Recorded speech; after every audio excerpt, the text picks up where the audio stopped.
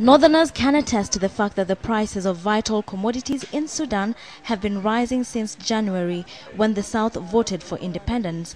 Ordinary people are expected to shoulder the burden after the North lost two-thirds of its total oil production to the South after the split.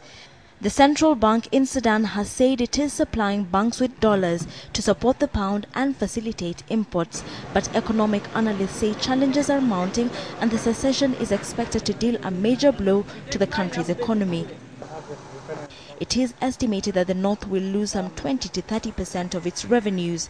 The loss of the main source of revenues comes at a time when the North is already grappling with a U.S. trade embargo, a scarcity of foreign currency and rising inflation, which hit almost 17% in June.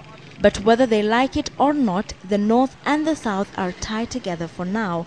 As the North controls the only port and refineries to sell the oil, the South will have to share revenues by paying for northern pipelines and other facilities.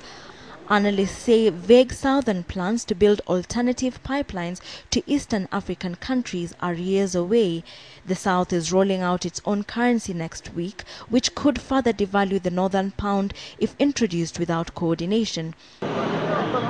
This means President Omar Hassan al-Bashir's government now has to tackle the problem of having to cut the budget while trying to contain food inflation.